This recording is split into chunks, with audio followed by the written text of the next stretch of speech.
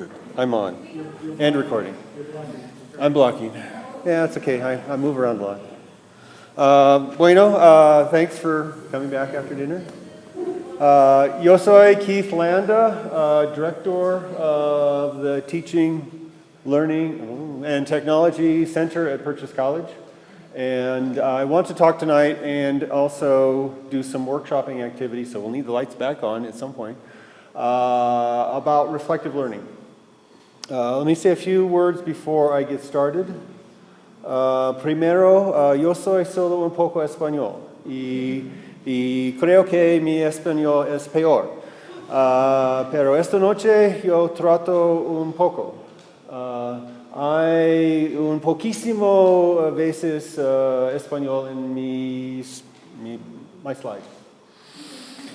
Dos, si tienes preguntas, dígame cuando tienes. If you have questions, please ask. I don't want to be rambling on. I hate to listen to myself. So please, I want this to be a dialogue as much as possible. So maybe do we have any intermediate light level?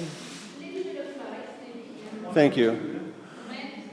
I will say I'm no expert in reflective learning. At the best, I would consider myself perhaps a faculty practitioner who's interested in the idea of reflective learning. I have been working with students for a while on a variety of e-portfolio projects, and that has reinforced to me the importance of reflection about experience in student learning. I find that students don't have the tools natively necessarily to reflect deeply about their experience. And so the roadmap of what I want to do tonight is spend maybe 10-15 minutes laying out some background information, some frameworks that we can use, and then we'll spend some time workshopping how reflective learning activities might be incorporated into a very specific example of a COIL activity or course. And we'll go from there. What else? There was something else I was going to say. Okay. It'll come to me. So the idea of, what I was going to say, clearly COIL activities is very much an experiential learning kind of modality. Okay? As was reinforced multiple times, you're not going to have a COIL collaboration between two classes and just have the two instructors there talking at students. So your students are going to be experiencing, they're going to be actively engaged in whatever activities you're set up to be part of your collaboration. And for them to get the maximum out of that experiential learning activity, they really need to be able to think about what that experience means. I mean, this idea goes way back, over a century probably at this point, to John Dewey. You see the quote up there, we did not learn from experience, we learn from reflecting about experience. And so it'd be very easy for your students to participate in COIL activities, do the activity, document what they've done, without really ever thinking, what does this mean for my program? What does this mean for my learning? What am I learning about other cultures? And so we really need to be explicit about incorporating that kind of perspective into the activities that we're going to be developing for our COIL collaborations.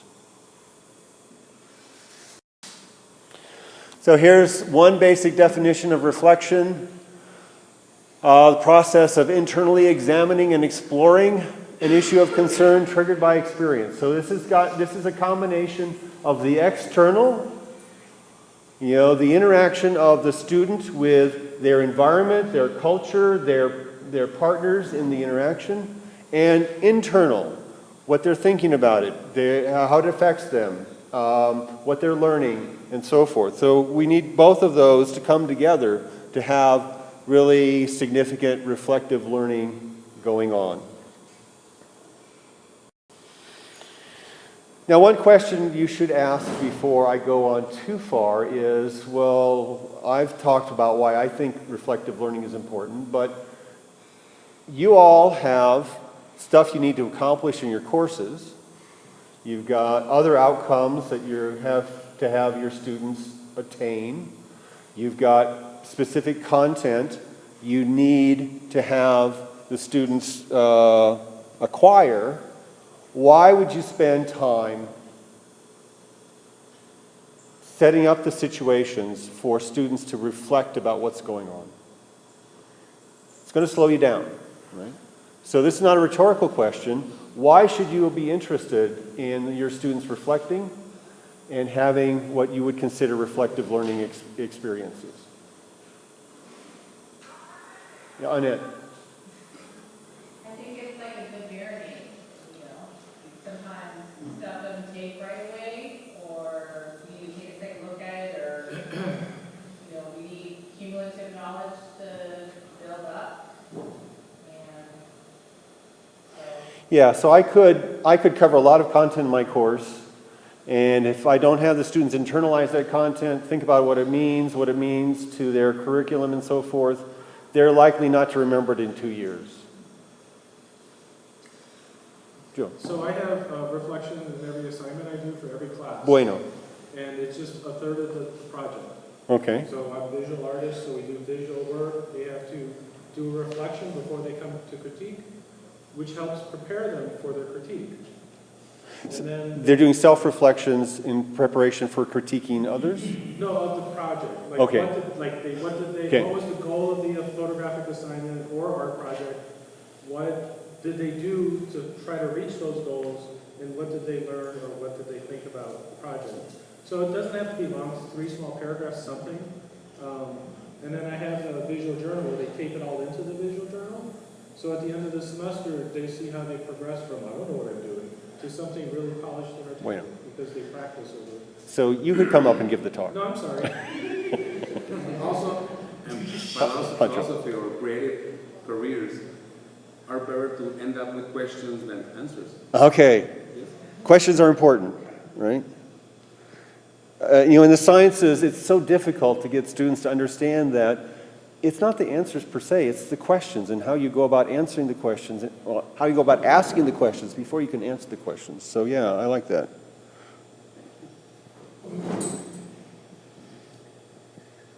Okay. So what I want to do to give us a common framework for talking about this is just to run through some of the more common models of reflective learning. There are a number that you can, if you just do a Google search for reflective learning models, you'll come up with pretty much a lot of the same material that I'm going to be talking about tonight.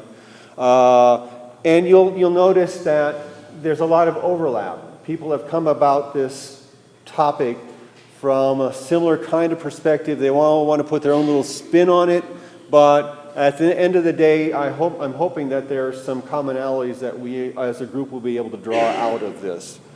So one very common way of thinking about reflective learning is this tripartite, look at the experience, what happened, reflect about it, what does it mean, what's the emotional content and so forth, and what are you going to do about it? So in English, that's oftentimes phrased in terms of what, so what, and now what. Very easy, catchy way to think about this. So in my por español, que, por qué, and I don't know, y ahora? You have an extra R. See? Ahora is saving. Okay. I was hoping something like that would happen, so. Oh, you're doing good. You're doing good. So that's one basic way of thinking about it. So there's the experience, there's the thinking about the experience, and what does that actually translate into? Schoen has an interesting take on this. There's a couple of different ways you can think about reflection. There's reflection in the moment, and there's reflection afterwards.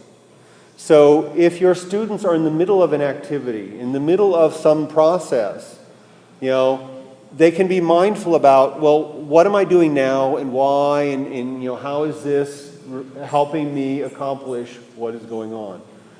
That's kind of an immediate, let's take this assignment, this activity, and approach it from a little bit deeper perspective.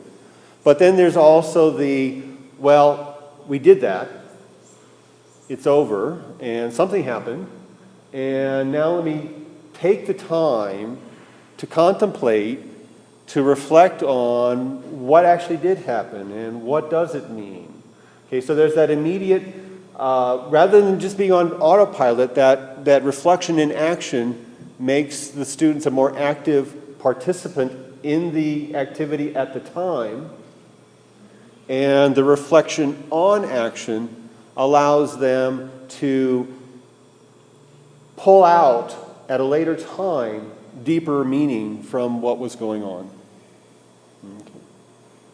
So if you think about the kinds of collaborations, the kinds of activities you want your students to do with your partner students, you know, make sure that they're first not just on autopilot, just ticking off a list of directions, but actually thinking about what they're doing and why.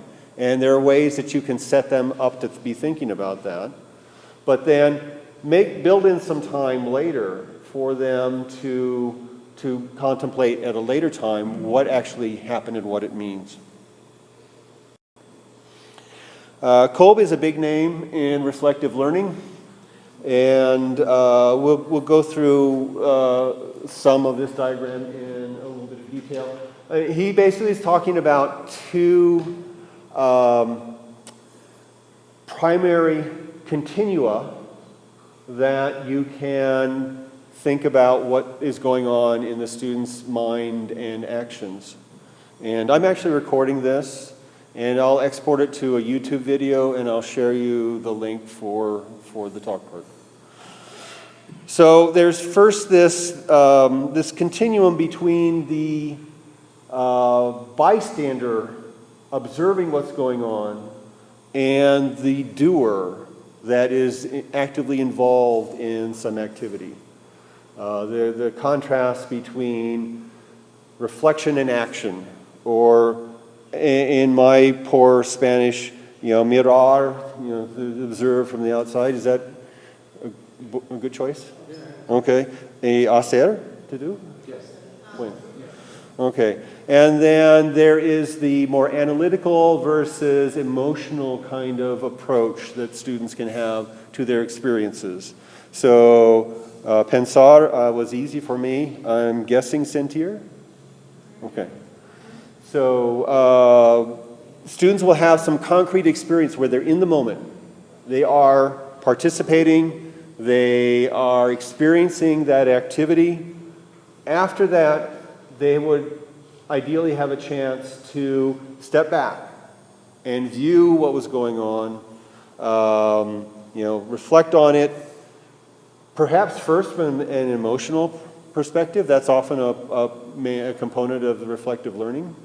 But then to analyze the situation, you know, to approach it from a more analytical perspective, and perhaps, you know, bring in resources, sources from the course, concepts from the course, to allow them to think about what actually happened, but, you know, without figuring out what this means, what this reflection and analysis means for what they're going to do in the future. It's kind of a sterile exercise. So many of these models have this cyclical closing the loop where students are experiencing, reflecting, and then that sets them up for more sophisticated doing as they go forward. This is just another way of how Kolb has been stated. So what happened? What was my experience? Why did it happen? I mean, when you go to the analysis, the question of why is a good framework for getting to, you know, analyze what was going on with that situation. And then, okay, well now, I've had that experience, I've grown from it. How will I be changed in the future and approach things differently in the future? So you hopefully are starting to see some commonalities here, and Gibbs learning cycle is another one of these. I don't think I'll take the time to go through this in detail, but again, it is, what happened, what is the experience.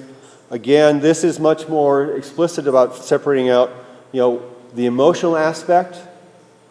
How did that experience make you feel? We'll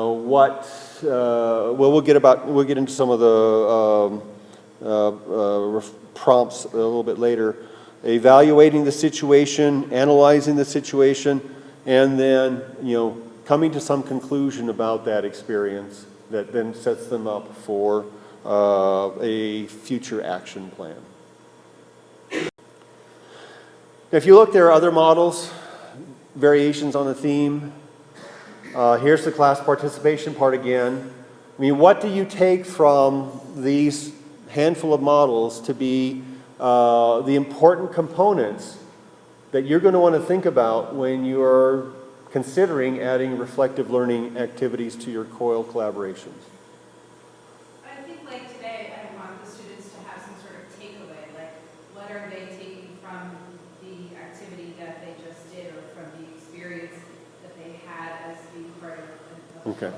course. So And- I just think there's like the pre and the post, and then there's some reflective activities that would go along with each activity they do within the course. And the reflection and the analysis would be important for them to actually generate those takeaways. Right, and I think also because I'm dealing with language learners, that it's another opportunity for them to, use their skills in a different way and with similar vocabulary.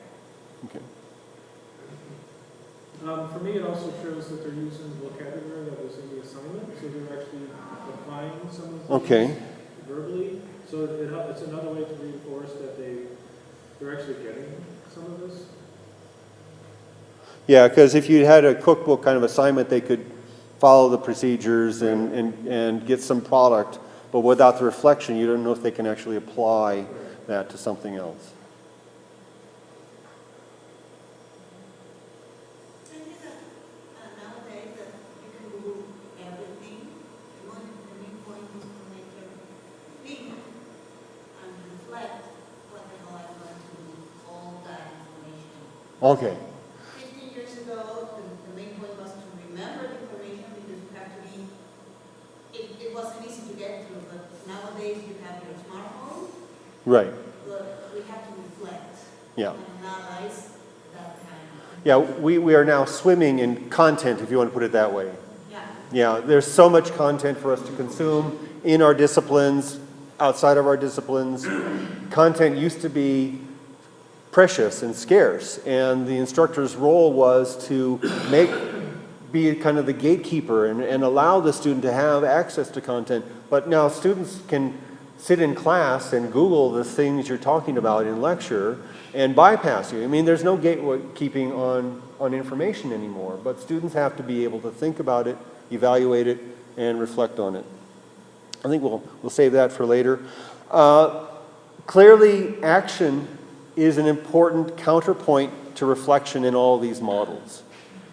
So, in what ways are you thinking about your students actually, the activities of your students resulting in some action on the part of your students? It's fairly easy in the case where the goal is for students to collaborate to produce some product. They've got to reflect on the assignment, the feedback, and so forth, and come out with some action. But as you think about your reflective learning opportunities, just keep in mind that you want to balance the reflection with action, because all reflection without action is kind of impotent and sterile, and all action without reflection is George W. Bush. Sorry, lo siento. Okay. So, as I said, I find that students have difficulty reflecting. They can do things, they can document things, but to get them to think about what it means is more difficult, and how it applies, and so forth. So, you're going to want to think about what kind of prompts you're going to provide to the students to provide the framework within which you want them to be thinking about meaning in your activities. So here's a set of questions that I won't go through all of these because we'd be here all night. But I mean, one way to think about it is to go back to that, what, so what, now what, and think about what are the appropriate questions for your activity that fit underneath those, catch phrases. So what did the students do? Describe it, document it, think about it. What did you contribute? Well, all of that. The so what can be divided into that more emotional feeling kind of component and the more analytical component. So what the hell frustrated you about the assignment? What didn't work and how did that make you feel, and why, and what did you do to deal with that? What gave you joy about the assignment, right? Hopefully our assignments or activities will trigger some passion or something in our students. But then there's the analytical, like what did you learn from the experience? And then, the now what is really focused on that action. We've done this, so now what can I do in the future based on what I was able to do in the past? Ellen, come on back.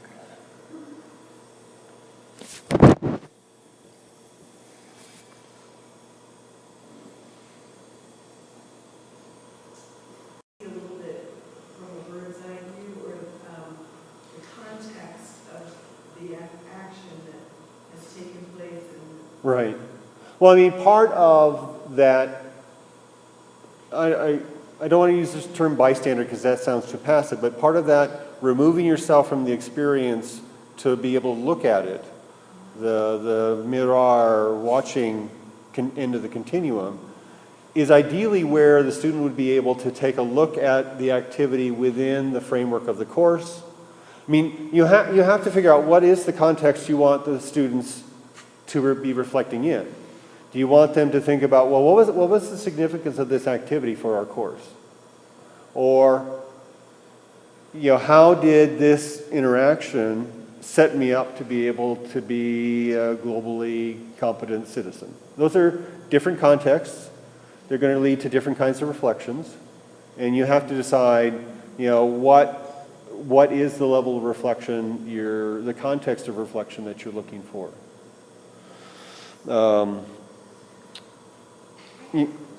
Yeah. Okay, so again, looking at your reflection prompts, I guess the question I have to ask is, who benefits from the reflection in terms of the type of questions that you're asking? If you are focused in on the students being the primary recipient of these reflections in terms of cementing in the experience, then I guess I don't understand why some of the questions that are on this 40 questions thing from Edutopia would be used, because the forward-looking questions, some of them are not focused upon the student, but they're really focused upon what would help the instructor or this course again. So I don't know whether that matters. I don't know where that falls in, but I just wanted to ask that question. No, I would say that even these forward-thinking questions are still focused on the student. So what would you change in the next revision of the piece is not asking the instructor, or not providing feedback to the instructor what should be changed the next time this assignment is done. But it would be, okay, I've done this assignment, this kind of activity. I obviously will be doing similar kinds of things in the future. What would I change in my approach to this kind of work? So, I really crapped out on this photography assignment. How did I do, what was the reason why I flamed out? How will I approach similar kinds of assignment? How will I, as a student, personally approach similar kinds of assignments in the future? So I think, in general, the reflection is meant to be student-directed. You'll have to figure out, and we can talk about this a little bit more later, but Does that mean you want the students to do keep a journal where they're reflecting on these things and they may or may not be sharing it with you? Are they blogging this so that they're more public reflections? Are they, sharing their experiences with their peers? Those are all different flavors that work depending upon what you want to accomplish. Yeah, see, I was looking at it from a teacher perspective, Yeah. those forward questions, so I appreciate you Yeah. enlightening me. Yeah. Now, as instructors, we could presumably benefit from hearing the reflections of our students and saying, they got that meaning from this assignment? I better do something differently myself the next time in terms of the assignment. So it's not, completely one-sided. But I think the focus in reflective learning should be on how the reflection enriches the learning experience of the student. That has 40 questions on it. They're not all up there. I understand that. Yeah. I would like to hear some comments about what other faculty members think is an appropriate amount of questions to ask a student to respond to. Because Good question. we've had discussions on campus amongst a few of us about what, and this has to do with the survey, that sometimes less is more.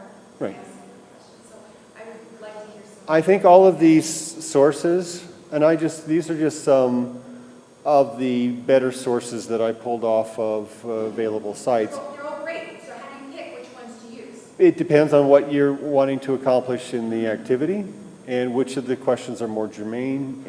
And also, I think the more you do this, the more you will see what are the areas that the students need prompting to reflect on.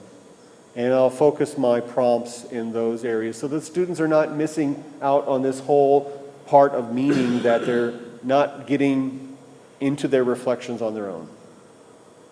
So let me go back to my original question, because I do very informal reflections.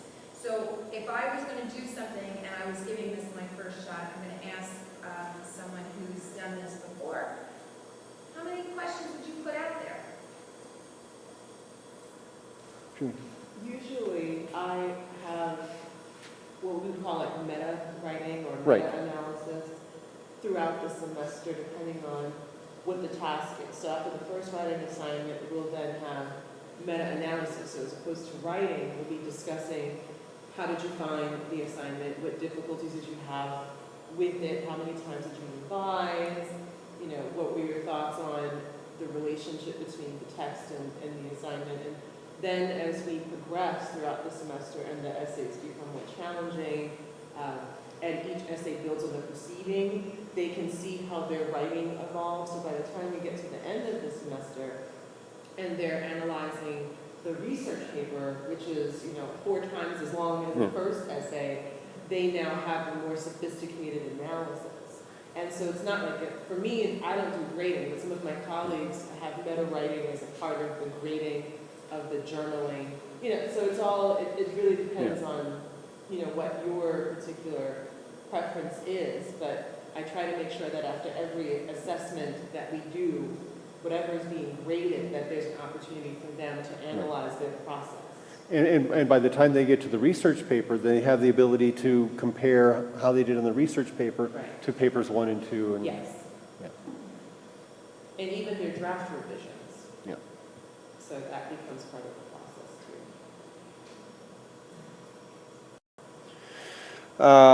I won't go into this in depth, but you can look at this later when you've got the slides and it's up online.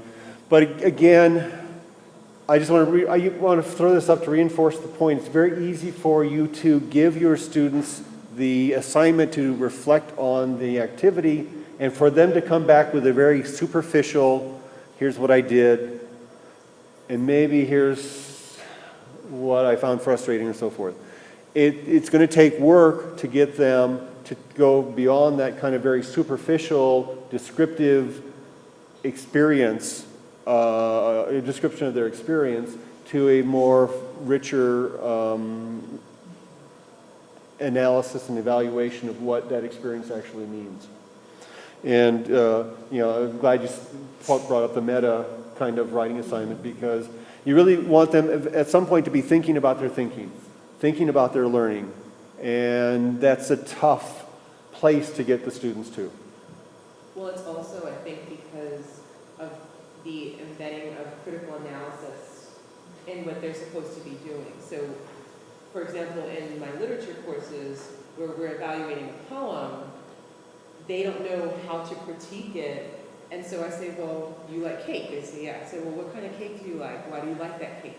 And they can give all the reasons why they like this cake versus the other cake. I said, okay, we're going to take that same kind of critical analysis and apply it to a poem. What kind of words would you use differently? Yeah. And then they're able to see the aesthetic judgment that they're making about a text, and then compare that to the aesthetic judgments they make in their work. Yep, cool.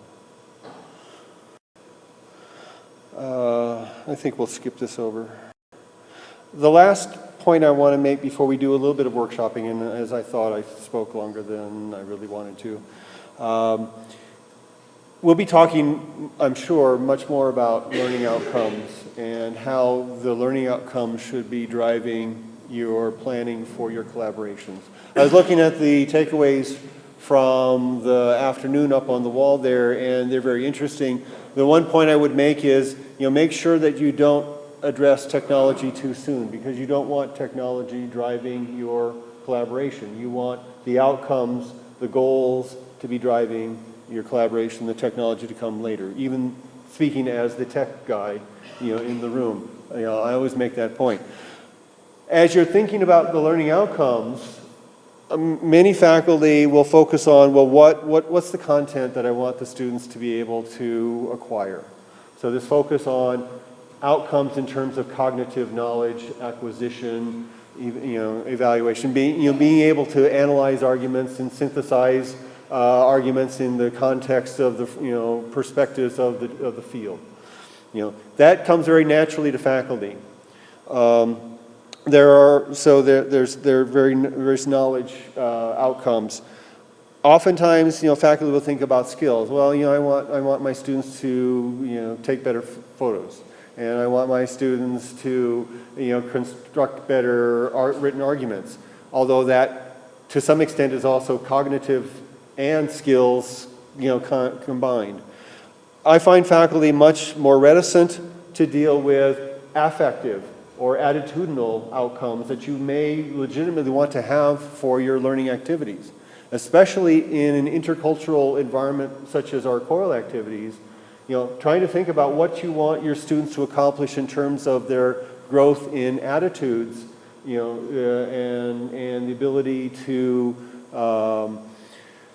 understand and empathize and other cultures and perspectives. Those are going to be important outcomes from your collaborations as well. So just keep all of those in mind as you're thinking of activities over the next few days. So hacer, saber, and sentir. Bueno. So rather than workshopping some generic COIL activity, we had an excellent example of a COIL interaction last night. So, just to remind everyone, Roberto and Sean COILing their design classes, where students are in the roles of clients and designers. They're working on a real-life product. There are the team teaching aspects, where Sean and Roberto could model professional behavior. All of that stuff, very excellent. Now, they're the clients, and you're the designers, and I thought, wouldn't it be great for you to think about what kind of reflective learning activities you might suggest to them to encourage their students to think more deeply about the meaning of their collaboration. So we'll work at tables. I guess we'll work on the big paper. Theirs or in groups of? I guess whoever's at the table. What do you think? I'd say maybe we'll gather in groups of 4. Yeah, okay, let's do groups of 4. And come up with at least a couple of reflective learning activities that you think might be good augments to their COIL course as it exists. Remember to think about you could have students focusing on their reflections on the actual design aspects. So how to get them to think about meaning within the discipline versus how to get them to think about the intercultural aspects, cognitive versus skills versus attitudes. What do you think would be effective prompts to go along with the reflective learning activities that you might suggest to them? Timing is one thing I didn't talk about. I want to mention this just briefly. You can set up reflection prompts in advance of the activity. Get them to think about it while they're doing it. That will promote more that reflection in action kind of approach. But there could also be reflection prompts you want to give them after the activity, or at the end of the course even. You know, what reflections might you suggest that they use at the end of the course? Okay, so we'll have at it, and then we'll do workshopping for about 10 minutes, and then we'll do some sharing back. But we probably won't have time to share back everybody. Okay, while the last couple of papers are going up, let me just say a couple of things. Since ¿por qué tequila y cerveza están waiting? And John has a couple of housekeeping things, and Miriam wants me to put the hashtags back up. But if we could just have maybe one or two groups who want to volunteer to talk about what they came up with. I shouldn't have said tequila, because now no one's going to volunteer. Who's got some good ideas on the back wall there?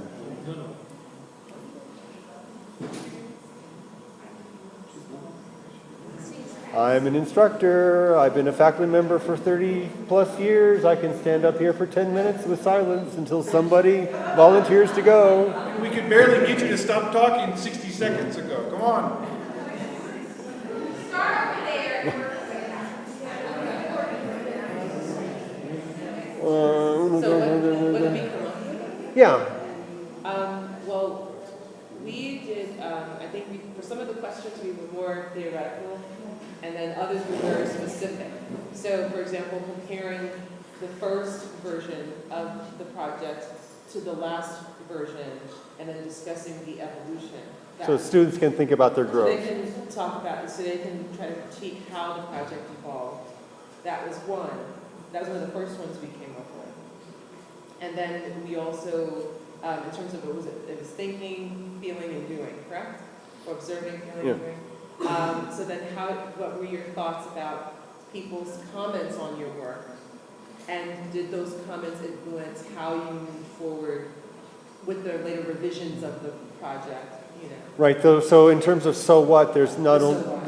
there's both the feeling component of so what. Oh, geez, I got slammed on this critique. How does that make me feel? Versus the analytical. Okay, here's what they said, and here's what I want to do differently. And then also, we asked questions such as, what did you learn during the intercultural process, or what cultural knowledge did you acquire throughout the process of the collaboration? Actually, let me focus on that. I spoke a little bit at the bar last night with Roberto and Sean. You know, in presenting their COIL course, they focused mostly on how the COIL interaction enriched the design, the disciplinary aspect of the interaction of the courses. In their presentation, they didn't talk so much about the cross-cultural aspects of the interaction. So I talked with them about that a little bit more at the bar last night, and you know, that might be something you want to talk about as well. As you're thinking about your COIL interactions, there is, how is this going to enrich the disciplinary focus of each of our courses? And how is it going to enrich the student's ability to deal cross-culturally with, you know, people of different cultures and perspectives? Depending on your collaboration, discipline versus cross-cultural may be more or less highlighted. There are some that are very focused on how is this going to enrich the disciplinary treatment in my courses. And others, the clear focus is on, cross-cultural interaction. Were there any other reflection prompts, reflection activities, or ways that you thought about adding reflection to what Sean and Roberto presented last night that was specifically focused on the cross-cultural aspect of the collaboration? Or did you mostly focus on the disciplinary? Cross-cultural questions, prompts that people have up on the board back there?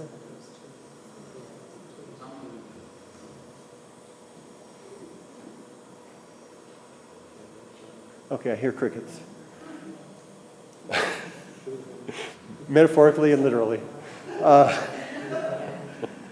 So I guess just take home for this,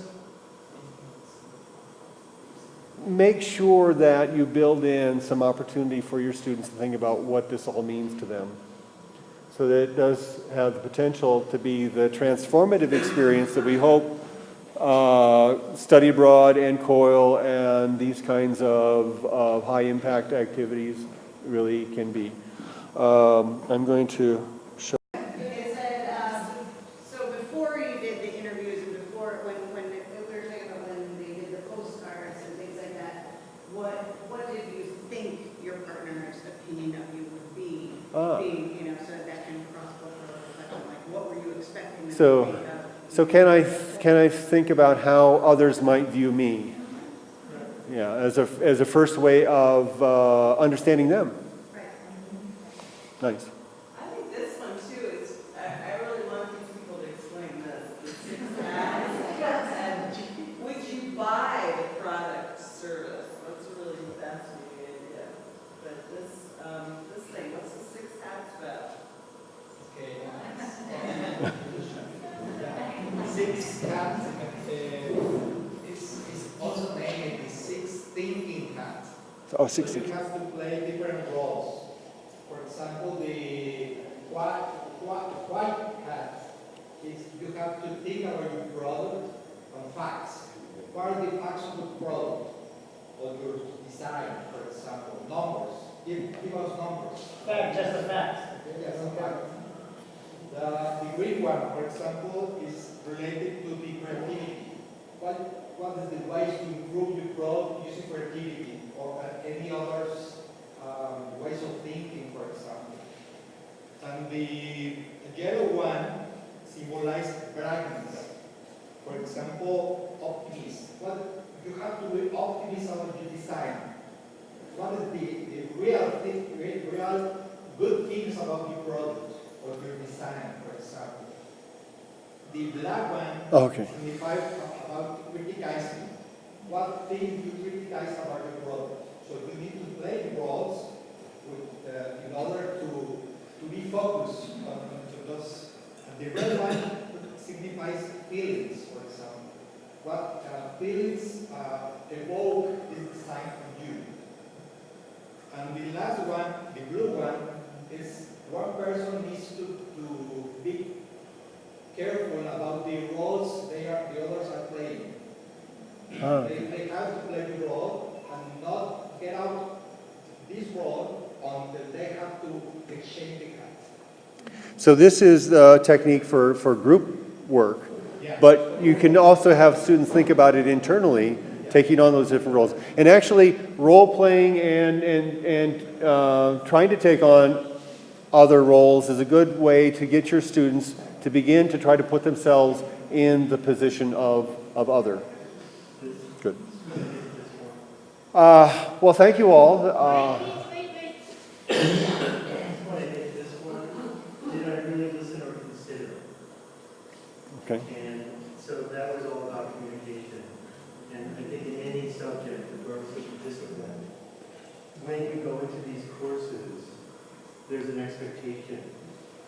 And regardless of your classroom management and all of that, you got to really think about what did I actually listen and what did I consider in the relationship. We were talking about a relationship with a client, but the bottom line is who's actually listening in your courses and what are they actually considering? And so whether it's a client or whatever anybody's doing, this, in our world, was the bottom line. Because if they don't listen and don't consider, it doesn't matter after that. So that, I thought that was. Yeah. They could have whatever technical expertise and design that they could have, but if they're not listening to the client to understand what the design should go toward, makes no difference. Okay. Thank you, Keith. Bueno, gracias.